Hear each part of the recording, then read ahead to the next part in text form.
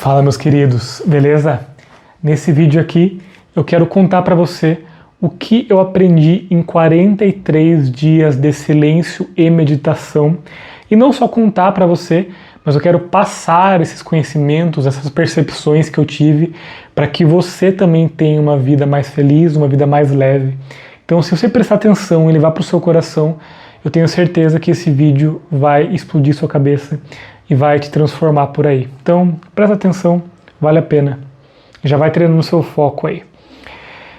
Primeiro ponto importante é que esses 43 dias não foram seguidos. Eu fui em 4 retiros de meditação de 10 dias e um retiro de meditação de 3 dias, tá? Então não foi que nem Jesus no deserto, tá? Mas eu aprendi muita coisa importante lá. A primeira das coisas é as distrações, elas tiram a nossa clareza mental. Parece óbvio eu falando assim, né, eu nomeando desse jeito, mas é muito mais profundo do que isso. Porque quando a gente fala de distração, o que vem à cabeça, né, a imagem que vem na minha cabeça, pelo menos, é de um celular e um feed rolando nele, né? Então as distrações hoje estão muito voltadas às tecnologias, aos smartphones, às televisões, às telas, e as redes sociais, geralmente. E óbvio que elas são uma fonte de distração das maiores, tá? Elas de fato são os maiores dos nossos problemas. Mas tem vários outros tipos de distração que nós nos colocamos que afetam diretamente a nossa capacidade de enxergar o mundo. Por quê? Porque a mente é como se fosse um globo de neve. E como um globo de neve funciona, né? Você agita ele e depois que você para de agitar, os floquinhos de neve continuam se movimentando loucamente ali até que você pare de mexer e pouco a pouco aquilo vai se decantando, né?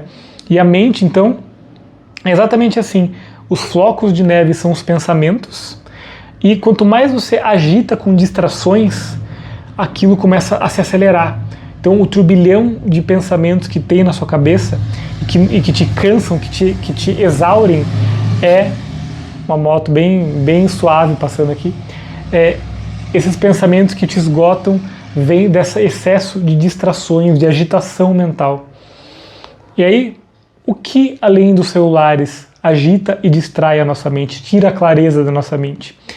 Muitas coisas, tá? Então no retiro eles proíbem justamente por isso que você, além de não usar celular, que você não leia livros, que você não escreva num diário, que você não converse com as pessoas, é um retiro de silêncio, mas também não olhe para elas nos olhos, porque até mesmo uma interação gestual, uma interação meramente visual, já pode gerar pensamentos sobre a sua experiência, sobre se você está indo bem ou não no retiro, enfim.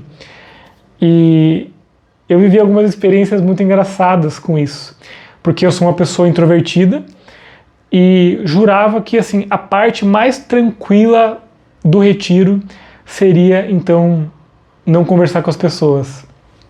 Mas nos 2 ou 3 primeiros dias, eu sofri demais, cara. Demais. Eu falava baixinho, né? Comigo mesmo, sem querer. Não era planejando, eu vou falar comigo mesmo agora, será que não tem ninguém me olhando? Não.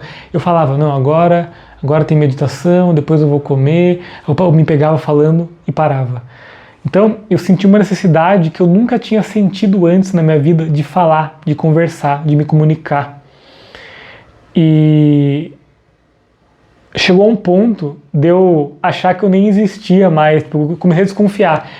Porque a gente não nota isso, mas as pessoas, elas validam a nossa existência a todo momento.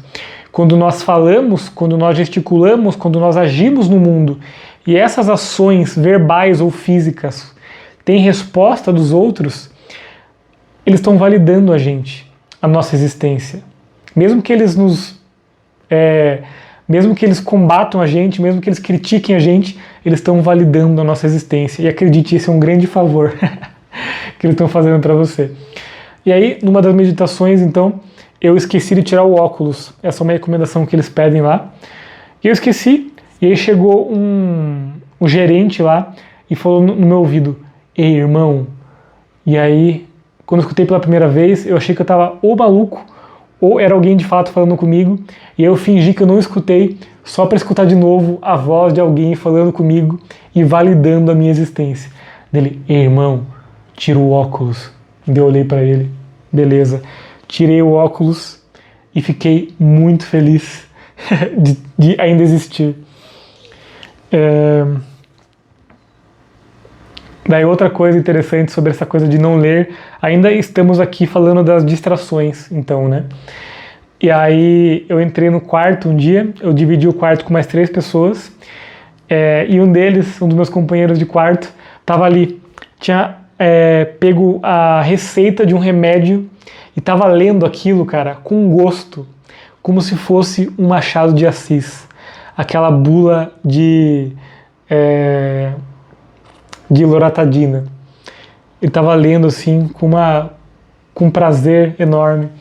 Então é louco de ver como várias coisas para além das redes sociais ou celulares servem como distrações para enxergar a realidade como ela é de fato, sem agitar muito a mente, e como a nossa mente é apegada aos estímulos. Então, tanto o exemplo de eu conversando sozinho, coisa que eu nunca fiz na vida, ou desse meu amigo que estava lendo a bula de remédio com o maior prazer do mundo, escancara, né, a necessidade que nós temos de nos distrair, de nos estimular. Então, muita gente que chega hoje para mim e fala assim: "Caio, eu sento a bunda na cadeira para estudar e não consigo, porque eu fico entediado, fico entediada." O que é o tédio? O tédio é a sua mente insatisfeita com o nível de estímulo atual. Ou seja, você está acostumado demais a se hiperestimular com as redes sociais, porque ali o estímulo é máximo, e aí você sai da rede social e vai para uma coisa muito mais quieta, que é um livro. Né? E um livro, cara, ele é muito sem graça, né? Compara a tela de um celular cheia de brilho, explosões, interações, com uma página branco no preto assim. Não tem graça alguma. Então a mente, o tédio, ele surge da diferença entre o nível de estímulos. Você cai para um nível muito grande e para um nível muito baixo do livro. Mas o livro, em comparação, ainda é muito interessante em relação à sua respiração, né? Então nós estávamos sofrendo ali de uma queda ainda mais brusca do interesse, do estímulo. E é muito saudável, então, que você passe pelo tédio, porque eu passei, então, por esse tédio, por essa necessidade, por essa abstinência de estímulo por vários dias ali, mas depois que passou, eu finalmente podia estar presente na vida de novo, enxergando as coisas sem desejar que o tempo passasse rápido, para que o novo estímulo chegasse. Então, essa semana mesmo eu passei a tarefa para uma das minhas alunas da mentoria individual, dela comer uma refeição por dia sem se distrair com celular, podcast, estudos, qualquer coisa. E aí eu falei para ela: vai ser sofrido, você vai sentir tédio no começo, mas vá por mim, conforme você for cultivando isso, você vai ensinando, educando a sua mente que você não precisa de estímulos todas as horas, ou melhor, que os estímulos naturais que a vida já nos fornece são suficientes para a gente. Então, o estímulo de uma comida, da textura, das cores, do sabor, do cheiro, o estímulo de uma conversa, você não precisa colocar no 2x um áudio de uma pessoa, você não precisa ficar cortando a pessoa enquanto você fala com ela, o estímulo da voz dela é suficiente para você. Então, quando você sustenta a sua estadia no tédio, você vai educando a sua mente, treinando o seu foco para voltar a viver e não ficar só desejando o próximo estímulo, como um viciado faz, tá? Porque hoje nós somos viciados em estímulo. Então, esse foi o primeiro ponto que eu percebi lá no retiro, quanto de distrações nós não temos na vida. O segundo ponto que eu percebi é como as palavras, elas têm um poder absurdo que nós ignoramos muitas das vezes. E aqui eu não estou falando desse tipo de poder do segredo, sabe? Que você só pode pensar positivo, porque as palavras, nessa lógica, né, do segredo, as palavras são poderosas e você não pode, portanto, pensar coisas ruins, porque você vai atraí-las para você. Eu não concordo com isso. Eu acho que esse posicionamento perante as palavras, aos pensamentos, acaba gerando mais uma divisão interna dentro de você. Não posso pensar coisas ruins, só posso pensar coisas boas. Isso aumenta a divisão interna entre bom e mal. Isso aqui não presta a longo prazo. Isso gera um tabu em relação às suas próprias emoções e pensamentos. Então surgem deformações do tipo, não posso ficar triste, não posso sentir ingratidão, não posso sentir raiva, e eu não acho que esse é o caminho, tá? Mas ao ficar tanto tempo sem falar, eu percebi muito claramente como as palavras moldam a nossa percepção do mundo, da vida. E as palavras que eu usava para moldar as minhas percepções eram as piores possíveis. Então, o primeiro retiro que eu participei, eu estava muito deprimido e muito ansioso. Então, no começo eu fiquei numa paranoia de que aquilo era uma seita e que eles queriam roubar o meu rim.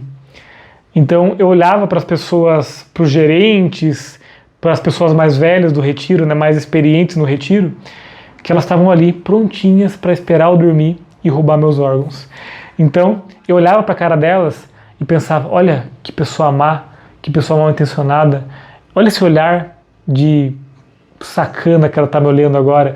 Juro, eu narrava as coisas de um jeito, e essa narrativa, então, ela ajudava a eu selecionar o que estava acontecendo ali para um viés negativo, para um viés de perigo.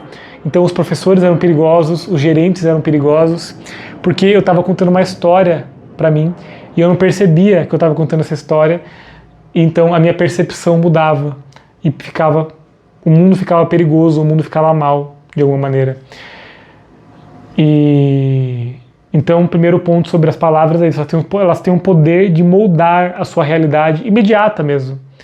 Então não se trata de você ficar se punindo por ter pensamentos ruins ou negativos, mas de olhar com clareza. Nossa, tem uma história agora sendo contada aqui e eu não preciso embarcar nessa história. Eu sou livre para fazer essa escolha de embarcar nessa história ou não.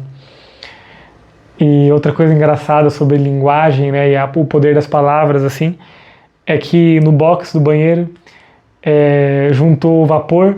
Eu escrevi Melisa, que é o nome da minha esposa. E eu olhei assim e quase chorei. Primeiro, não só pela lembrança dela, que com certeza ajudou bastante, da saudade dela, mas de olhar para aquelas palavras e ver que com alguns símbolos eu podia evocar lembranças, memórias, de uma maneira tão poderosa. Então, também foi outro momento em que ficou muito claro para mim assim o poder que as palavras têm e que nós ignoramos, né? Porque a gente vive cercado, inundado de palavras o tempo todo. Então, ela meio que nós perdemos o poder. É como se você toma muito café todo dia, você deixa de sentir o efeito estimulante do café, inclusive passa a ser o oposto, né? Você passa a tomar café para sobreviver e não para sentir o efeito estimulante. Porque você já não sente mais o efeito de tanto ver, no caso, de tanto tomar o café ou de tanto ver as palavras, você já não sente mais o que elas fazem por você. E por isso que eu recomendo todos a tomar um tempinho de pausa, um momento do dia, né, para meditação, mas não só para isso, só para existir também. Então, sem leitura, sem podcast, sem informação, aprenda a esvaziar, às vezes, alguns espaços da sua agenda, do seu dia, para que você não seja inundado por palavras a todo momento e veja os efeitos que elas têm em você. Isso gera muita clareza e muda a vida. Muda a vida. Deixa eu lembrar de mais alguma coisa que eu pensei aqui antes de fazer o vídeo.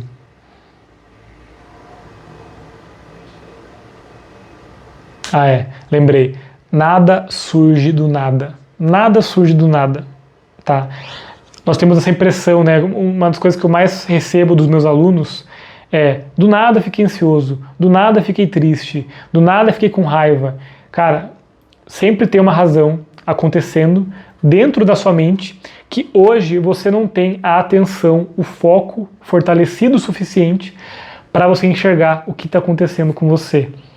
Qual foi o gatilho sutil que te levou a uma resposta de raiva, de medo, de tristeza, de ansiedade. Então, a todo momento lá, eu percebia os gatilhos muito sutis acontecendo comigo. Por exemplo, eu estava meditando e aí me vinha uma lembrança que eu nem sabia que tinha mais armazenada na minha mente, que, sei lá, eu sendo zoado por um moleque na pré-escola. Ah, seu bananão, hahaha. E aí eu lembrava dessa memória, então, e a partir dessa memória eu reexperienciava a raiva infantil que eu senti quando me chamaram de bananão na pré-escola. E aquela raiva ela surgia novamente no momento presente. E se eu não tivesse atento, eu diria: nossa, eu fiquei com raiva do nada. Mas, como eu estava concentrado, como eu estava treinando minha atenção, eu pude perceber, surgiu uma lembrança, essa lembrança evocou uma emoção e essa emoção está reverberando agora em mim. Mas é por causa da lembrança.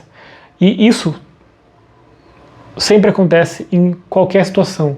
Então, excitação sexual, tristeza, dor, alegria repentina, né? Tudo que é aparentemente repentino tem uma imagem mental sendo mostrada para você, tem uma lembrança sendo revisitada, mas você não está percebendo. E aqui está um ponto libertador da meditação. Se você treina o seu foco e passa a enxergar os movimentos da sua mente, o que te leva a sentir tais coisas, você vai tirando a magia que a mente te engana, que a mente te ilude, e pouco a pouco tudo vai ficando muito claro para você. Então você vai se libertando dessas amarras que a mente vai te colocando, tá?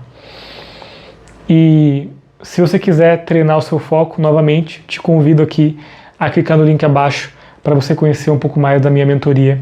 Tenho certeza que você vai gostar. E último ponto, mas muito importante também, as emoções, elas ficam armazenadas, os traumas emocionais, eles ficam guardados no nível físico do seu corpo, tá?